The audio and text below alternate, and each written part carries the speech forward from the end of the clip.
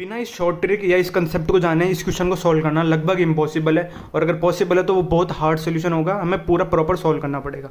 पर एक short trick मैं आपको यहाँ पे बताता हूँ वो कैसे सॉल्व करेंगे। हमें क्या करना है, एक प्लेन की इक्वेशन गिवन है LX + My - Z = 9 और एक लाइन की इक्वेशन है।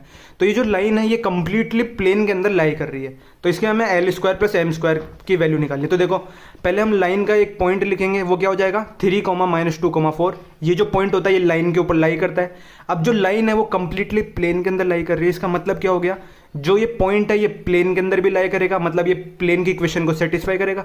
तो इसे प्लेन की इक्वेशन के अंदर पुट कर दो। तो x की जगह 3, y की जगह -2 और z की जगह -4। तो ये 3l - 2m + 4 = 9 आ गया हमारे पास। तो 3l की वैल्यू कितनी होगी, 3l की वैल्यू होगी 2m + 5। ठीक है, वो माइनस का 2m था, उसे प्लस ना समझ लेना। अब देखो आगे हम क्या करेंगे, जो लाइन है वो प्लेन के अंदर कंप्लीटली लाई कर रही है, इसका मतलब जो लाइन का डायरेक्शन वेक्टर होगा वो क्या होगा, प्लेन का जो नॉर्मल वेक्टर होगा उसके परपेंडिकुलर होगा।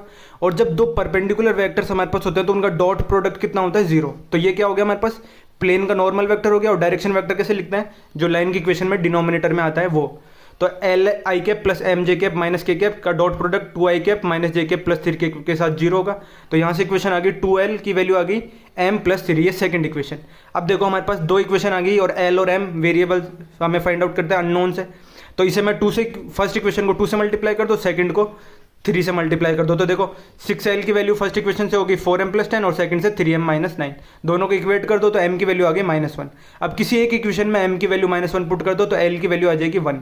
अब हमें L² + M² निकालना है, वो कितना हो जाएगा 1² + -1 का होल स्क्वायर, तो ये हो जाएगा 2।